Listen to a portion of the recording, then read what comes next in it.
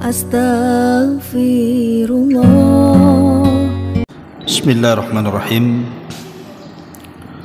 Assalamualaikum warahmatullahi wabarakatuh. Alhamdulillah wassalatu wassalamu ala rasulillah wa ala alihi wa sahbihi wa mawalah wa la hawla wa la quwata illa billahi wa ba'du. Alhamdulillah, segala puja dan puji hanya milik Allah subhanahu wa ta'ala. Di siang hari ini kembali kita bisa duduk untuk bertalabul ilmi di Masjid Nidaul Ilmi setelah hampir 2 pekan kita libur karena ada hal, dan siang ini kita akan mulai lagi kajian kita setiap Rabu siang, dan pembahasan di siang hari ini kita akan membahas tentang ciri-ciri seorang muslim yang baik. Ma'asyiral muslimat yang dimuliakan Allah subhanahu wa ta'ala,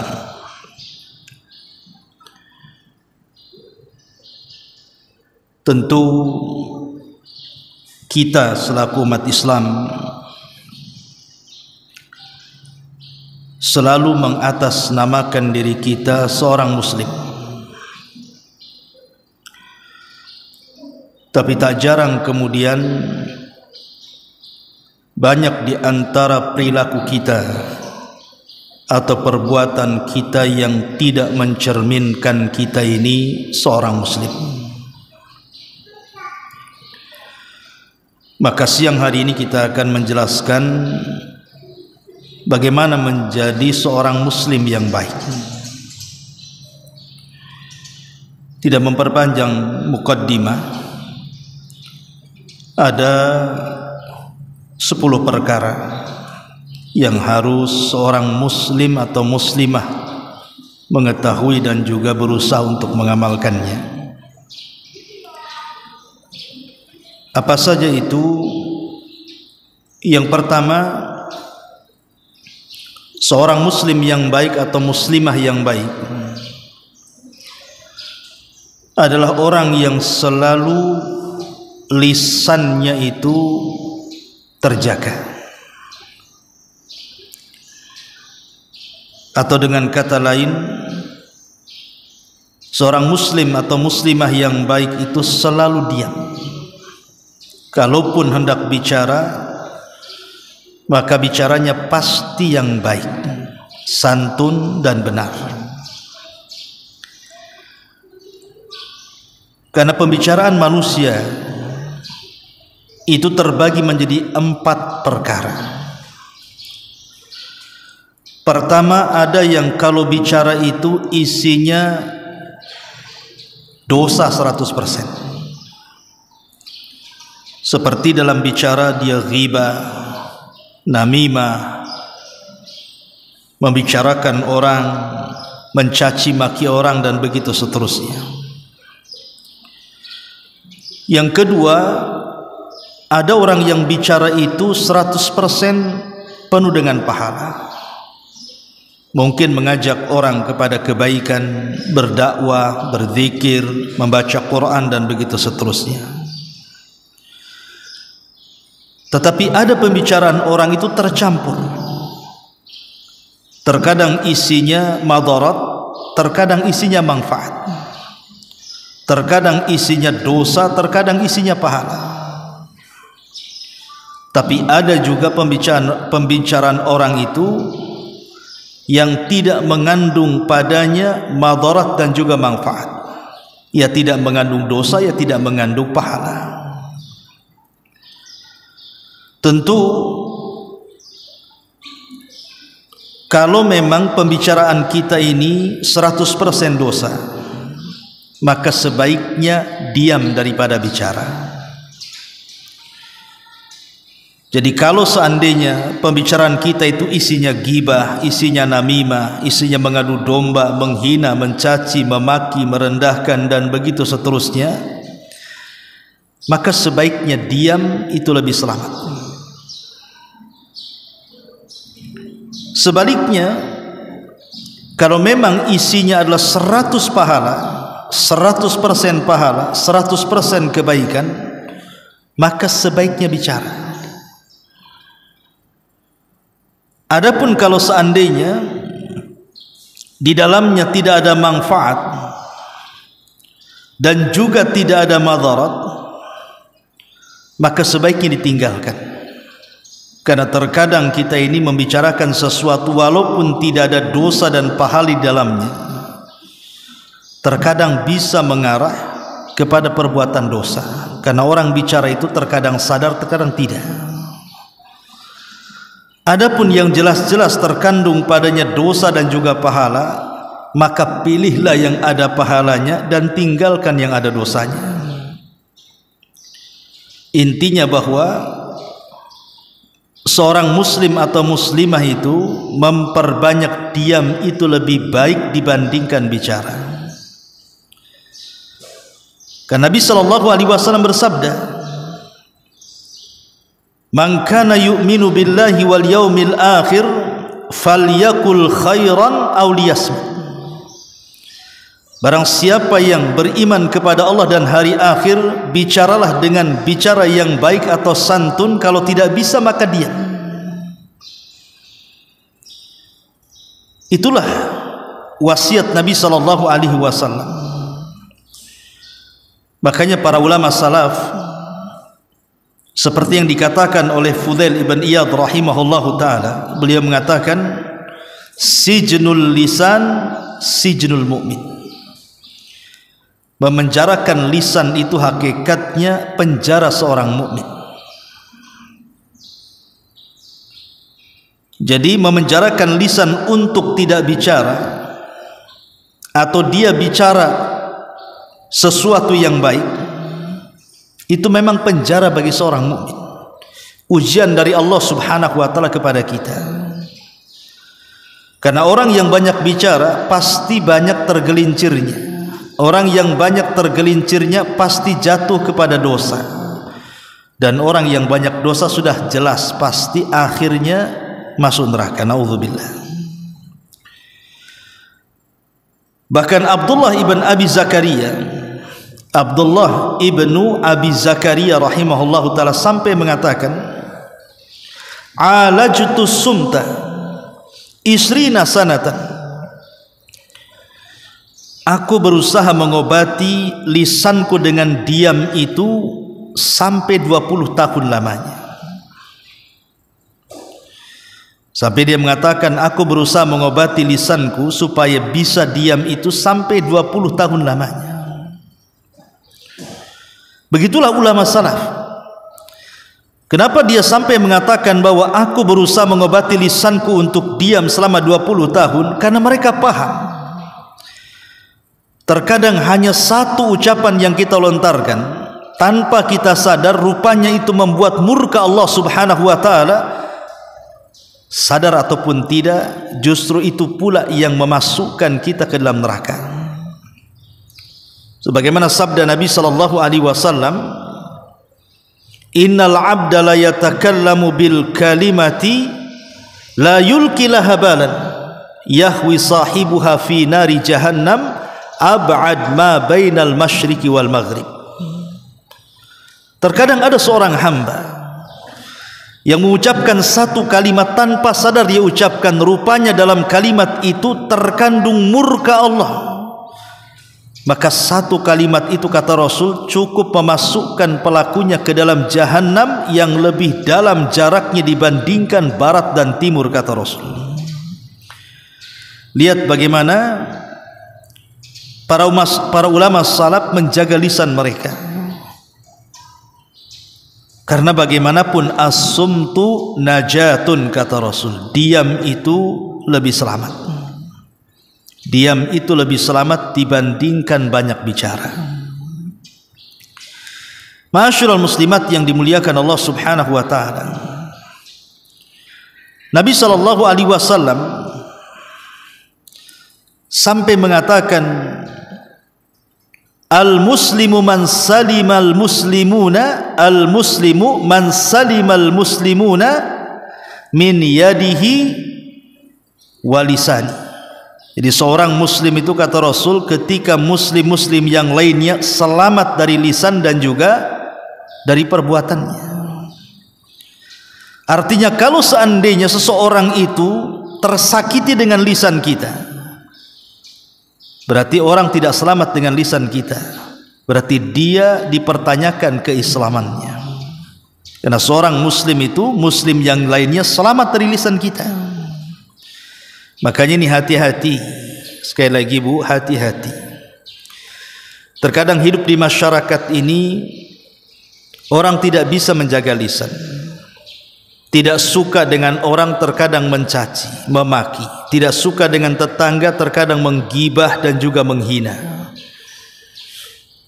Terkadang tidak suka dengan orang, bisa tidak tahan lisannya, akhirnya mengucapkan kata-kata yang menjungkirkan dunianya dari akhiratnya. Masyarul muslimat yang dimuliakan Allah Subhanahu wa ta'ala, maka menjaga lisan ini adalah ciri yang pertama dari ciri seorang muslim atau muslimah yang baik. Bicara yang santun, kalau tidak bisa maka diam. Ini yang pertama. Yang kedua, ciri seorang muslim dan muslimah yang baik adalah dia berakhlak dengan akhlakul karimah. Berakhlak dengan akhlakul karimah. Ibu-ibu yang dimuliakan Allah Subhanahu wa ta'ala, akhlak ini ada seagung-agungnya perkara yang bisa mendekatkan kita kepada Allah. Bahkan lebih agung dibandingkan salat sunnah, lebih agung dibandingkan puasa sunnah, dan lebih agung dibandingkan sedekah-sedekah sunnah. Nabi SAW sampai mengatakan, innal mu'min la yudriku bi husni khuluqihi darajatas saimil qa'im.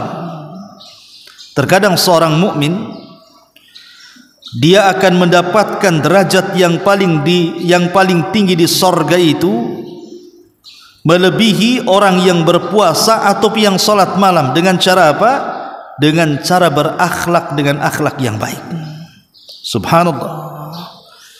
Jadi ada sorga itu tidak bisa dicapai dengan rajinnya salat malam kita. Ada sorga itu yang tidak bisa dicapai dengan rajinnya puasa sunnah kita. Sekalipun kita salat malam setiap malam, atau sekalipun kita puasa sunnah setiap hari, ada sorga yang tidak bisa dicapai dengan dua ibadah sunnah yang mulia ini, kecuali dengan baiknya akhlak. Contoh umpamanya, ada seorang ibu kalau malam tidak pernah meninggalkan sholat malam, kalau siang tidak pernah meninggalkan puasa sunnah, baik puasa mutlak ataupun puasa-puasa sunnah yang sudah ditetapkan seperti Senin Kamis, Ayyamul Bid, puasa Daud atau yang lainnya. Tetapi terkadang ada orang yang rajin melaksanakan puasa dan juga melaksanakan qiyamul lail, bahkan boleh jadi dia rajin membaca Quran dan bersedekah. Dia tidak bisa menjaga akhlaknya. Ketika dia tidak bisa menjaga akhlaknya, maka puasa sunnahnya, solat malamnya, sedekahnya, kebaikan dan kebajikannya itu belum tentu memasukkan ia ke dalam surga. Padahal dia rajin ibadah, kalau dia tinggalkan akhlak dalam kehidupannya. Lihat sebuah hadis Nabi SAW dari Abu Hurairah radhiyallahu an, ketika ada seseorang bertanya kepada Nabi SAW, Rasul, ada seorang ibu yang tidak pernah meninggalkan puasa sunnah, bahkan tidak pernah meninggalkan qiyamul lail, bahkan tidak pernah meninggalkan sedekah dan kebaikan-kebaikan yang lainnya. Tapi ibu ini punya kekurangan, wahai Rasul. Kata Nabi SAW, apa kekurangannya? Maka sahabat mengatakan, walakin tu'dhi jiranaha bilisaniha. Tapi dia enggak punya akhlak, suka menyakiti tetangganya dengan lisannya. Maka Nabi SAW langsung mengatakan, la khaira fiha. Wanita itu tidak punya kebaikan, kata Rasul. Bal hiya min ahlin nar, bal hiya min ahlin nar. Wanita itu layak masuk neraka, wanita itu layak masuk neraka. Lihat, gara-gara tidak punya akhlak, buruk muamalah dengan tetangga, solat malamnya tidak menjamin masuk sorga, puasa sunnahnya tidak bisa menjamin masuk sorga, bahkan sedekah dan kebaikan-kebaikan yang lainnya pun tidak bisa menjamin dia masuk sorga ketika akhlaknya tidak ada. Maka penting akhlak itu. Bahkan Nabi SAW sampai mengatakan, ma min syai'in athqal fi mizanil mu'min yaumal qiyamah min khuluqil hasan. Tidak ada sesuatu bagi seorang mukmin itu yang lebih memberatkan timbangan kelak pada hari kiamat melebihi baiknya akhlak. Sekalipun boleh jadi mungkin ibadah sunnahnya kurang, mungkin ibadah puasa ibu kurang, jarang puasa sunnah, atau mungkin boleh jadi ibu kurang solat malamnya, atau mungkin boleh jadi kurang sedekahnya, atau mungkin boleh jadi kurang baca Qur'annya, kurang berzikirnya, tapi ibu berusaha terus memperbaiki akhlaknya. Akhlak dengan suaminya, akhlak dengan orang tuanya, akhlak dengan anak-anaknya, akhlak dengan tetangganya, akhlak dengan sesama kaum muslimnya, bahkan akhlak kepada binatang sekalipun. Maka justru orang yang mempertahankan akhlak yang baik, walaupun dia kekurangan daripada solat sunnah, puasa sunnah, sedekah sunnah dan yang lainnya, tapi akhlak ini bisa menjadikan seseorang masuk ke dalam surga. Maka seorang muslim dan muslimah yang baik adalah orang yang senantiasa berusaha berakhlak. Seperti apa akhlak itu?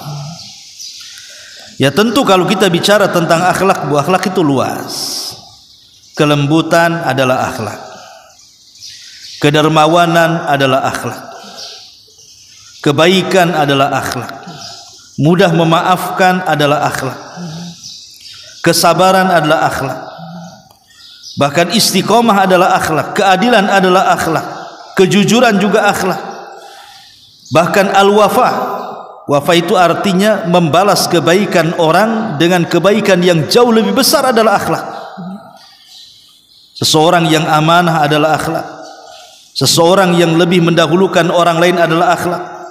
Seseorang yang penuh dengan rahmat kasih sayang adalah akhlak. Seseorang yang menjaga kehormatannya adalah akhlak.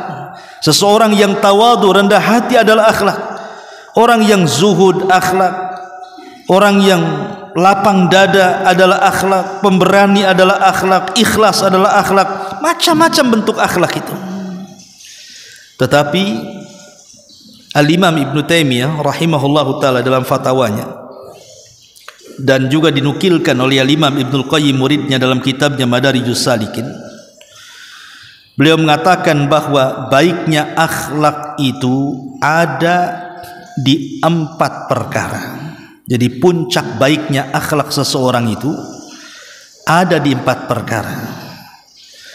Kalau ibu bisa melaksanakan 4 perkara ini, maka ibu di puncak akhlak. Pertama, as-sabru, sabar. Ibu bisa sabar. Sabar untuk tidak menyakiti orang, atau sabar ketika disakiti orang. Yang kedua, al-iffah, mampu menjaga kehormatan. Ibu bisa menjaga kehormatan ibu di hadapan manusia, menjaga kehormatan suami di hadapan manusia, menjaga kehormatan keluarga di hadapan manusia. Kemudian yang ketiga, asy-syaja'ah, keberanian. Berani menyampaikan yang benar, berani mengakui kesalahan, dan begitu seterusnya. Termasuk yang keempat, al-adlu, keadilan. Tidak suka dengan kezaliman, dia suka dengan keadilan. Maka orang yang bisa melakukan 4 perkara, kata Syekhul Islam Ibn Taimiyah dan juga Imam Ibnul Qayyim rahimahullahu ta'ala, dia bisa sabar, dia bisa menjaga kehormatan, dia pun pemberani dan juga menegakkan keadilan dan menjauhi kezaliman, maka dia berada di puncak akhlak yang tinggi. Ma'asyiral muslimat yang dimuliakan Allah subhanahu wa ta'ala, ini yang kedua. Seorang muslim dan muslimah yang baik adalah seseorang yang berusaha untuk menjaga akhlaknya. Yang ketiga, tidak suka dipuji. Tidak suka dipuji atau mencari pujian. Karena banyak di antara manusia ini, saya, ibu atau siapapun lah, terkadang kita ini suka dengan pujian orang, kan Bu? Siapa yang tidak suka dipuji? Karena tabiat manusia tidak suka dicela. Kalau bisa itu dia ingin disanjung, dipuja, dipuji, dielu-elukan, ditinggi-tinggikan, dimulia-muliakan, dan begitu seterusnya. Itu tabiat manusia.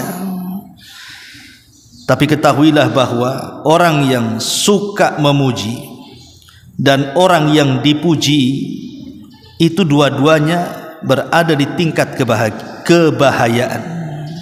Berbahaya, Bu. Baik ibu posisinya yang memuji atau ibu posisinya yang dipuji, dua-duanya bahaya. Pertama, orang yang memuji. Terkadang ada orang-orang yang memuji itu sampai kebablasan sehingga dia berdusta. Ya kan Bu? Terkadang kita memuji orang karena kelebihan, melampaui batas, kebablasan mungkin bahasa kitanya. Terkadang ketika kita memuji ini, saking ingin menjilat orang yang kita puji, sampai berdusta dia. Naudzubillah. Ya. Ataupun sampai kepada tingkat riya. Mungkin dia ingin memuji atasannya, dia ingin memuji orang-orang yang dipandang menurut pandangannya. Terkadang sampai ke tingkat riya. Karena kita ingin dapat penilaian dari pujian kita kepada dia. Ataupun terkadang memuji ini bisa menjadikan seseorang munafik, Bu. Terkadang lain yang diucapkan, lain pula yang ada pada hati. Atau boleh jadi dia mengucapkan sesuatu yang tidak ada faktanya. Atau boleh jadi terkadang seseorang itu memuji dengan bahagianya, padahal dia tahu bahwa orang yang dipuji itu sebenarnya tidak layak untuk dipuji. Inilah bahaya orang memuji. Lah di sana ada juga bahaya orang yang dipuji. Seperti apa bahaya orang yang dipuji? Yang pertama, bisa saja karena pujian orang lain dia sombong. Bisa saja karena pujian orang lain dia ujub, dia takabur. Merasa bangga, merasa besar gitu kan Bu. Terkadang habis dipuji cari cermin pula. Dipandangilah cermin itu. Betul tak orang itu muji saya?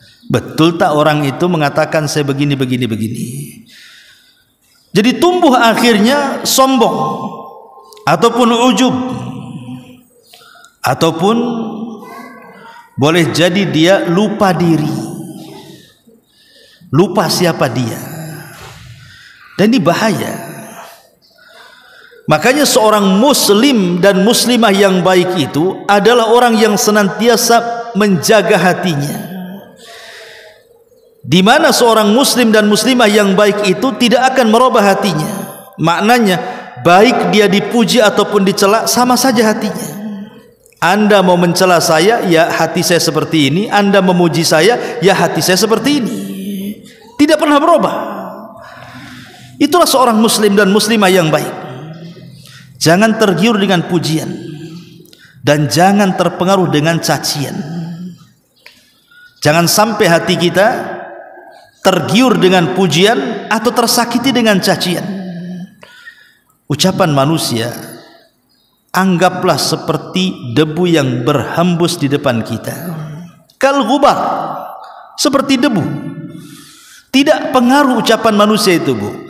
Manusia mau menggonggong seperti apa kepada ibu, hakikat ucapan itu tidak akan memadaratkan kita. Ucapan itu menjadi madarat kalau kita masukkan ke dalam hati, Bu. Ucapan manusia itu akan memadaratkan kita kalau ibu tampung di hati. Tapi kalau ibu tidak menampung ucapan manusia, baik berupa pujian atau celaan, bahasanya masuk dari telinga kanan keluar ke telinga kiri, atau boleh jadi mungkin masuk ke telinga kanan tidak sempat masuk ke telinga kiri karena mental, maka orang ini tidak akan terpengaruh dengan ucapan, baik ucapan itu dalam bentuk celaan atau pujian. Karena ingat, seorang muslim tidak akan berubah hatinya. Maka akhlak seorang muslim, jangan suka ingin dipuji. Jangan suka ingin dipuji. Karena siapa yang mencari pujian kemudian dia tidak dapat pujian, maka dia akan sakit hati. Contoh, Bu, ibu berbuat baik, anggaplah sedekah. Seseorang bersedekah, mungkin ibu sedekah ke tempat saya untuk pembangunan pesantren, sedekah 1 juta dengan harapan saya memuji ibu. Ketika tiba-tiba saya tidak memuji, saya kira ibu akan sakit hati. Percuma saya sumbang 1 juta, Ustadz, tak ada tuh cerita-cerita, ya minimalnya terima kasih atau apa gitu kan. Kok diam saja? Padahal Aisyah radhiyallahu anha itu kalau dia berinfak, Bu, dia tidak mau mendengar ucapan terima kasih dari orang yang diberinya. Jadi kalau dia memberi itu langsung menutup pintu, Bu, karena dia niatkan pemberian itu karena Allah, bukan menunggu doa orang yang diberi. Itulah Aisyah ummul mukminin radhiyallahu anha. Maka akhlak seorang muslim dan muslimah yang baik adalah dia tidak suka dipuji.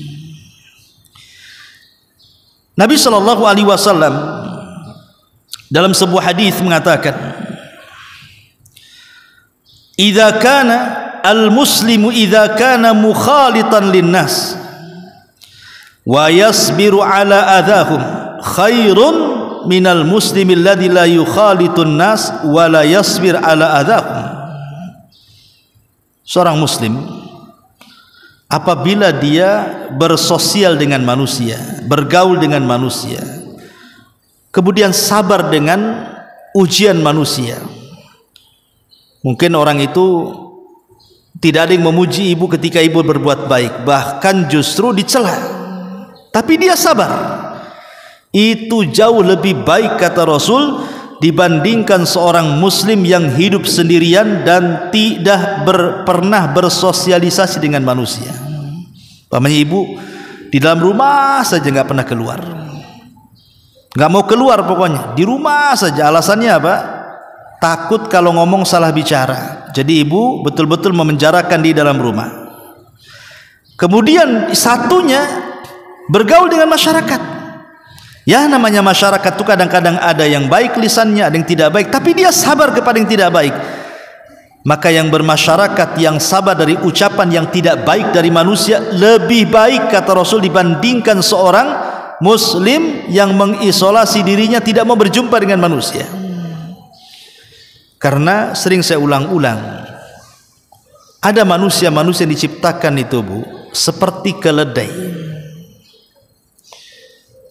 Apa maksudnya seperti keledai? Disebutkan dalam surah Luqman. Ketika Allah Subhanahu wa taala menjelaskan tentang seburuk-buruk binatang, Allah Subhanahu wa taala menyebutkan adalah seburuk-buruk binatang, maksudnya suaranya ada sautul himar, ada suara keledai. Inna angkaral aswat la sautul hamir, kata Allah. Sesungguhnya seburuk-buruk suara adalah suara keledai. Karena suara keledai itu kalau dia bersuara, apalagi di malam hari, menunjukkan dia melihat syaitan, sama dengan suara anjing.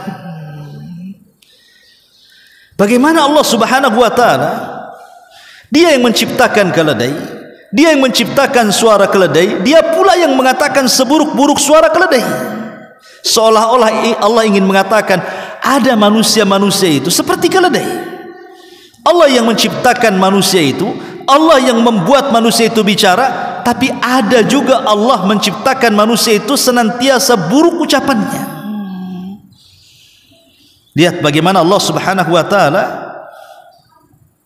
serupakan orang yang suka buruk bicaranya seperti keledai. Tapi jangan ibu bilang keledai kepada orang yang mungkin buruk bicaranya. Umpamanya ada tetangga itu ngomongnya nggak enak, nyelekitan, tiba-tiba ibu datang dan mengatakan, "Oh dasar keledai." Ya, jangan, Bu.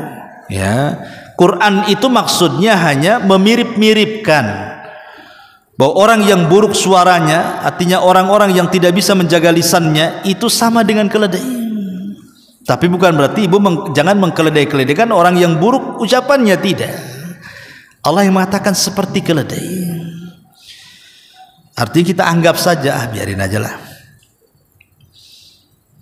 Anggap aja seperti keledai. Yang itu, Bu, ya.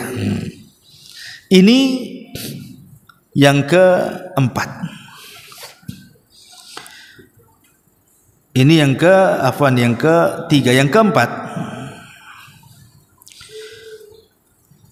di antara akhlak seorang muslim dan muslimah yang baik adalah seseorang yang lisannya senantiasa tersenyum. Seseorang yang lisannya itu senantiasa tabassum, tersenyum. Al-Imam At-Tirmidzi menyebutkan sebuah hadis dari Nabi sallallahu alaihi wasallam, anna an-nabiy sallallahu alaihi wasallam qala al-muslimu Nabi sallallahu alaihi wasallam mengatakan dari hadis Abdullah ibn Al-Harith ibn Hazm radhiyallahu an, kata Nabi Abdullah ibn Harith ibn Hazm radhiyallahu an, ma ra'aitu ahadan akthar tabassuman min Rasulillah sallallahu alaihi wasallam. Aku tidak pernah melihat seseorang, kata Abdullah ibn Harith ibn Hazm ini, seseorang yang paling banyak tersenyum melebihi Rasul.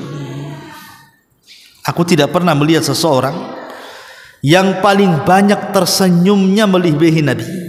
Subhanallah. Jadi hidupnya Nabi itu untuk tersenyum, Bu. Bahkan dalam sebuah hadis yang lain dari Jarir ibn Abdillah Al-Bajali radhiyallahu anhu, dia mengatakan, ma hajabani Rasulullah sallallahu alaihi wasallam mundu aslamtu wala ra'ani illa dhahik. Kata Jarir ibn Abdillah Al-Bajali, dia mengatakan, Nabi tidak pernah aku lihat kecuali dia senantiasa tersenyum dan tertawa. Artinya Rasul itu lisannya menunjukkan keindahan, karena senyum itu indah, Bu. Kadang-kadang ibu ucapannya sudah bagus, tertata, santun, tapi kalau kurang senyum, Bu, terkadang ibu dianggap sombong di masyarakat. Tapi kalau ibu sebelum bicara senyum, saat bicara senyum, setelah bicara senyum, maka senyum dalam pembicaraan itu menghiasi pembicaraan yang tadinya baik, santun, makin baik dan santun lagi. Karena itu menandakan akhlak. Lihat Nabi sallallahu alaihi wasallam, dikisahkan oleh Aisyah radhiyallahu anha. Jadi satu hari Nabi sedang safar. Ketika sedang safar, Rasul kebetulan dengan Aisyah. Maka Rasul meminta pasukan untuk duluan, dan Rasul berjalan berdua dengan Aisyah di belakang. Tiba-tiba Nabi sallallahu alaihi wasallam bersama Aisyah kemudian melakukan perjanjian untuk melakukan lomba lari. Lah ketika itu Aisyah sedang kurus, Bu. Maka kemudian larilah Rasul dengan Aisyah. Rupanya yang menang Aisyah. Tapi setelah waktu berlalu, Aisyah pun kemudian sudah tidak kurus lagi. dia gemuk. Ya, orang Arab kan gitu Bu ya. Sampai sekarang gitu ya, kalau istrinya gemuk berarti memang suaminya baik katanya. Berarti suka ngasih makan. Ya Bu ya. Tapi kalau orang Batam beda. Ini kalau istrinya gemuk apa katanya? Tak pandai jaga badan katanya. Kan itu ya. Kalau orang Arab makin gemuk makin senang dia. Ya. Kalau orang Batam makin gemuk makin stres. Dibilang tak jaga badan. Jadi setelah Aisyah gemuk, kemudian Nabi SAW mengajak duel lomba lari lagi. Akhirnya lomba lari dah dua orang ini. Rasul menang karena Aisyah gemuk, susah larinya kan orang gemuk tuh. Lah ketika itu Nabi SAW tertawa kepada Aisyah dan mengatakan, lomba yang ini, kata Rasul SAW, ini sebagai balasan lomba yang dulu waktu kau kurus katanya. Rasul menang. Kira-kira ibu pernah lomba nggak lari sama suami itu? Kali-kali lomba lari lah sama suami ya. Ini Rasulullah SAW juga bercanda kan, tersenyum dia dengan Aisyah radhiyallahu anha. Ya. Kemudian juga dikisahkan dari Zaid ibn Arqam radhiyallahu an, ketika safar. Zaid ibn Arqam ini banyak masalah. Jadi ketika safar itu nampak gitu loh masalah di mukanya itu. Rasul melihat. Kan ibu bisa lah nampak kan, orang yang banyak utang dengan orang nggak punya utang kan nampak tuh dari mukanya Bu. Atau orang yang banyak uang dengan orang yang nggak ada duit itu kan nampak juga jalannya tuh. Ya Rasul nampak nih Zaid ini nampaknya banyak masalah nih. Rasul ingin mencandai. Akhirnya Nabi SAW tiba-tiba mengejar Zaid ibn Arqam dalam safar itu, tiba-tiba menjewer kupingnya. Ya sontak aja kaget kan gitu. Siapa yang berani menjewer kuping saya katanya ketika dilirik turunnya Rasulullah. Dan tiba-tiba Nabi SAW tertawa, aku pun tersenyum. Ketika itu demi Allah aku tidak pernah senang seperti senangnya hari itu dijewer Nabi. Ya kan Bu? Ibu kok dijewer saya marah itu. Tapi sahabat dijewer Nabi senang dia. Jadi adalah sahabat bertanya kepada Zaid ibn Arqam ini dan mengatakan, ya Zaid, kenapa kau tersenyum? Apa yang dibisikkan Rasul kepadamu? Kata Zaid, tidak, Rasul tidak membisikkan, dia hanya menjewer kupingku saja. Tiba-tiba dia tersenyum, aku tertawa katanya. Lihat, Nabi SAW mengajarkan bagaimana supaya kita ini tertawa, karena Rasul mengatakan tabassumuka fi wajhi akhika laka sadaqah. Senyum kamu kepada saudaramu itu dianggap sedekah. Makanya sering saya katakan, ibu kalau suka senyum pasti manis Bu. Tapi kalau sekali-kali senyum, lama tak senyum, senyum lagi, itu ada apa-apa tuh? Ya. Kok orang itu jarang tersenyum, kok senyum. Jangan-jangan nih, jangan-jangan katanya. Jadi bagaimana Nabi SAW memasukkan tabassum di sini kepada saudara kita ini bagian daripada sedekah. Ibu kalau lagi marah tapi senyum itu dianggap tidak sedang marah Bu. Coba saja Bu. Ya. Senyum ini kadang-kadang mencairkan suasana. Suami lagi marah, ibu ketawa saja depan suami itu, tak jadi marah dia. Atau boleh jadi marahnya makin Ustaz, kayak diejek katanya. Tapi insya Allah Bu, senyum itu bisa mencairkan suasana. Justru orang yang jarang tersenyum, jarang tertawa itu kayaknya serius sekali hidupnya tuh. Ya, bisa stroke gitu orang jarang senyum itu. Jadi ini juga diantara akhlak seorang muslim, suka tertawa dan tersenyum kepada orang lain. Kemudian juga diantara akhlak seorang muslim dan muslimah yang lainnya, tidak suka dendam, tidak suka menaruh dendam. Disebutkan di dalam Al-Quranul Karim ketika Allah Subhanahu wa taala menyebutkan ciri-ciri orang yang bertakwa. Apa kata Al-Qur'an? Wal kadhiminal ghaidha wal 'afina 'anil nas. Orang-orang yang bertakwa adalah orang-orang yang menyembunyikan marahnya dan dia berusaha untuk memaafkan manusia. Wallahu yuhibbul muhsinin, dan Allah suka dengan orang-orang yang berbuat baik. Lihat di sini ada 3 akhlak. Pertama, menyembunyikan marah. Yang kedua, di sebalik menyembunyikan marah dia berusaha memaafkan manusia. Kemudian di balik memaafkan manusia ingin berbuat baik kepada orang yang membuat marah kepada kita. Ini kan luar biasa. Bahkan ada satu kisah yang dulu pernah saya ceritakan kan Bu, kisah Zainul Abidin. Namanya Ali ibn Husain ibn Ali ibn Abi Thalib. Dia punya pembantu. Pembantu ini atau budak gitu ya, disuruh untuk mengambilkan air panas. Ya entah mau ngeteh, entah mau ngopi lah bahasa kita hari ini. Tiba-tiba kemudian budaknya ini setelah mengambilkan air yang cukup panas, ketika sudah dekat dengan majikannya, entah tersandung, entah kepleset, entah apa gitu ya, tiba-tiba tumpahlah air itu mengenai bajunya Zainul Abidin, majikannya. Ya sontak Zainul Abidin mulai marah dia, mukanya memerah, kan nampak orang marah itu. Tapi pembantunya pandai. Sebelum tuannya marah, dia membacakan ayat ini dan mengatakan, wahai Tuan, bukankah Allah Subhanahu wa taala menyebutkan bahwa ciri-ciri orang yang bertakwa adalah orang-orang yang menyembunyikan perasaan marahnya. Orang-orang yang menyembunyikan perasaan marahnya. Al-kadhiminal ghaidh.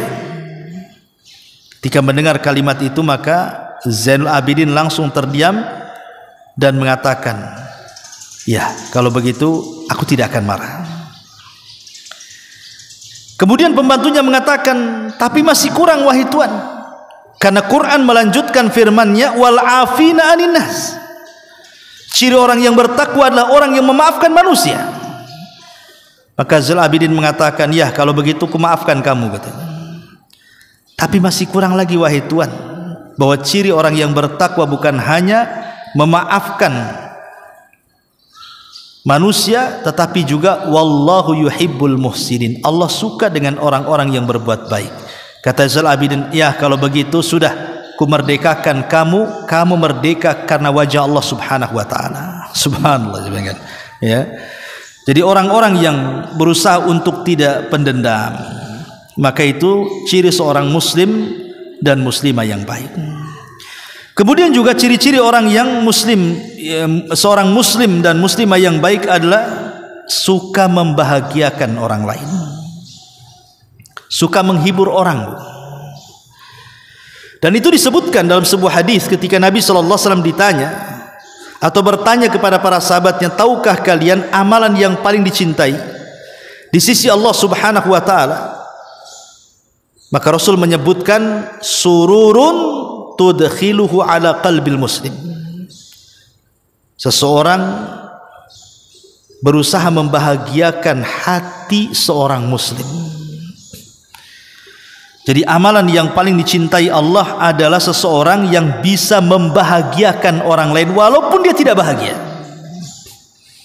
Dia berusaha, ada orang yang sedih kita dekati, kita hibur, akhirnya kuranglah kesedihannya. Ada orang yang susah kita bantu, kuranglah kesusahannya. Ada orang-orang yang sedang galau, sedang stres, kita datangi, kemudian kita ajak bicara, kita hibur, akhirnya kurang stresnya. Maka dia sudah memasukkan perasaan senang ke dalam hatinya. Maka orang-orang yang suka gitu ya membahagiakan orang, baik dengan senyum kita membahagiakan orang, baik dengan tangan kita membantu sehingga bahagia orang, baik dengan nasihat dan wejangan kita akhirnya orang bahagia dan tenang. Apapun caranya, yang jelas kita bahagiakan orang. Walaupun terkadang kita mungkin kurang bahagia, tapi kita berusaha membahagiakan orang, maka ini amalan terbaik. Kata Nabi SAW, ini amalan terbaik yang sangat dicintai Allah Subhanahu wa ta'ala. Tapi sebaliknya, Bu, ada manusia-manusia itu tidak pernah menyenangkan orang. Terkadang lisannya nyakiti saja kerjanya. Terkadang lisannya itu membuat orang terluka, membuat orang dendam, membuat orang sakit hati. Saya itu ada seseorang, Bu, istrinya itu suka kali itu kalau ngomong gak enak, tapi cepat minta maaf. Jadi dia cerita, Ustaz, saya ini punya istri kalau ngomong itu nyelekit, tapi cepat dia kalau minta maaf itu. Itulah kelebihannya katanya. Kalau ngomong wak tahu-tahu minta maaf gitu saja. Gimana istri saya itu, kata. Ya. Terus saya tanya, setelah dia minta maaf, lega enggak hatimu tuh? Ya enggak lah, Ustaz. Karena omongannya lebih pedas dibandingkan maafnya, katanya. Kadang ada orang itu, Bu, ngomong pok sama orang, dia enggak tahu hati orang itu sakit atau enggak. Walaupun ujung-ujungnya minta maaf, percuma minta maafnya, Bu, kalau seandainya kata-kata kita sudah membuat luka hati dia. Karena biasanya luka oleh lisan itu susah diobati dibandingkan luka dengan pedang, kan bahasanya.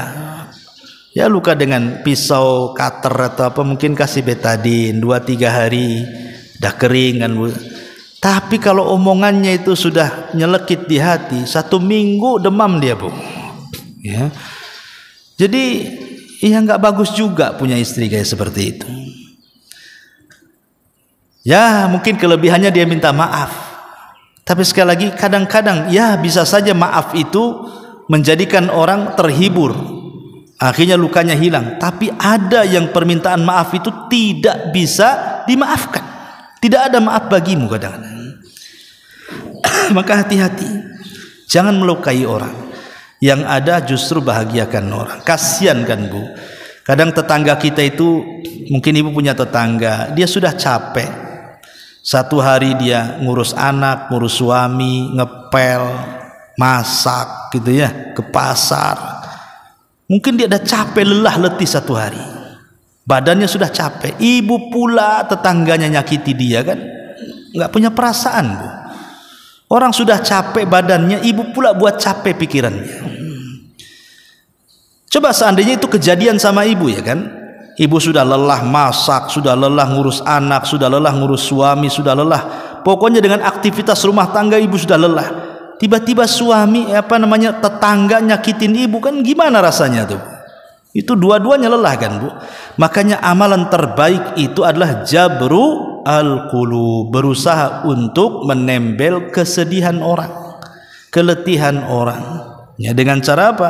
Masukkan kesenangan kepada hati tetangganya atau kepada hati siapapun supaya dia kurang beban susahnya. Dan yang terakhir, seorang muslim dan muslimah yang baik adalah hidup tidak menyandarkan kepada manusia. Ibu harus mandiri. Ibu walaupun punya suami, hiduplah mandiri. Gantungkan kepada Allah. Jangan bergantung kepada manusia. Karena kalau seandainya hidup bergantung kepada manusia, Bu, kalau manusia itu menyakiti kita, manusia itu berbuat jahat kepada kita, kita tidak bisa lepas dari kejahatannya. Maka tawakal kepada Allah Subhanahu wa ta'ala. Jangan pedulikan manusia. Mandiri.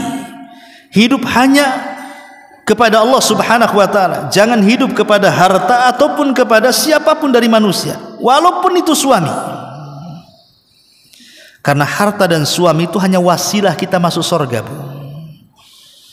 Ingat, harta kita, anak kita, suami kita itu hanya wasilah, bukan tujuan. Betapa banyak harta memasukkan orang ke neraka, betapa banyak pasangan memasukkan orang ke neraka, betapa banyak anak-anak memasukkan orang tuanya ke neraka. Nanti pada hari kiamat, 3 perkara ini tidak bisa menolong kita. Harta yang kita banggakan, pasangan yang kita banggakan, anak yang kita banggakan, nanti pada hari kiamat nasab itu terputus. Hanya hubungan kita dengan Allah Subhanahu wa taala. Maka seorang muslim yang baik sandarkan hati kepada Allah, jangan sandarkan hati kepada siapapun dari selain Allah Subhanahu wa taala. Wallahu a'lam bishawab. Ini di antara ciri-ciri seorang muslim atau muslimah yang baik menurut Al-Quran dan Sunnah, dan juga perkataan para ulama salaful ummah. Wallahu a'lam bishawab. Ya, sederhana saja kita sampaikan kajian di pagi ini, tapi mudah-mudahan menjadi bekal bagi kehidupan kita. Sebelum saya tutup, silakan kalau ada yang bertanya. Ya, silakan.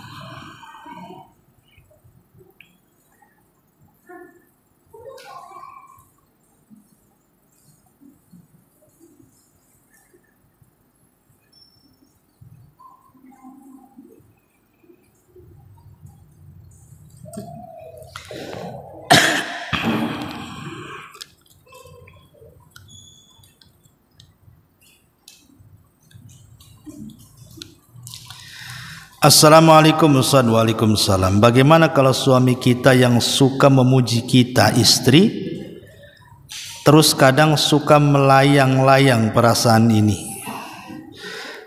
Apakah pujian suami terhadap istri termasuk nantinya buat kita ujub dan sombong? Ya, gini Bu ya. Kita kenal dalam dunia perdukunan Bu, itu disebut sihir. Dunia perdukunan itu kan yang paling parah adalah dunia sihir. Sihir itu ada dua Bu. Ada sihir yang tercela dan ada sihir yang terpuji. Sihir yang tercela dan ada sihir yang terpuji. Adapun sihir yang tercela, itulah sihirnya dukun-dukun.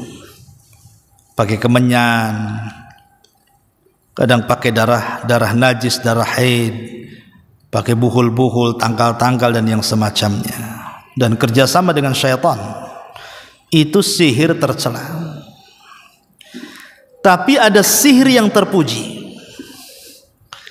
Ada sihir yang terpuji.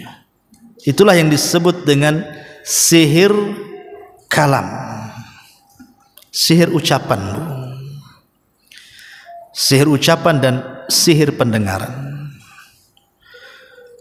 Nah, salah satu sihir ucapan yang terpuji adalah ketika seorang suami memuji istri. Betapa banyak istri itu tersihir dengan suaminya. 40 tahun ibu bersuami tidak pernah dipuji. Setelah usia 40 atau 50 tahun tiba-tiba suami memuji, kira-kira tersihir enggak? Tersihirlah. Tumben suami saya ini 40 tahun aku menjadi istri dia, tak pernah dia muji saya. Ngaji di mana tuh katanya? Siapa gurunya tuh? Kok tiba-tiba kerasukan, apa salah makan obat? Nah gitu kadang-kadang kan ya. Kadang ibu bengong ya, kayak tadi ibu suka melayang perasaannya itu. Wajar itu sihir Bu. Suami kalau memuji ibu kemudian ibu melayang-melayang, itu ibu terkena sihir tuh. Karena Rasul yang mengatakan inna minal bayani lasihr. Terkadang dari ucapan-ucapan manusia itu bisa menyihir orang, seperti seorang penceramah. Kadang-kadang menyihir orang Bu. Ada seorang penceramah itu suruh sedekah semua. Bahkan dipalak pula dalam sedekahnya itu. Kamu harus nyerahkan sekian, kamu harus, dia bisa tersihir Bu, kayak hipnotis. Kadang-kadang ucapan manusia itu membuat orang tersihir. Atau ucapan seorang suami kepada istri itu terkadang tersihir dari mendengar pujian-pujian tadi. Lah ini sihir kalau suami ke istri ya itu baik ya. Ibu terkena sihir gitu ya. Tapi apakah kemudian ibu membuat ujub dan sombong? Saya kira enggak lah. Dalam hidup rumah tangga itu enggak sampai ke situ. Enggak sampai ke tingkat ujub dan sombong. Enggak biasanya ya. Itu tanda sayang dan cinta suami, ingin memuji istrinya saja. Ya, wallahu a'lam. Ya, saya kira cukup. Mungkin kita tutup. Subhanaka wa bihamdika asyhadu an la ilaha illa anta astaghfiruka wa atubu ilaik. Allahu ta'ala alam. Assalamualaikum warahmatullahi wabarakatuh.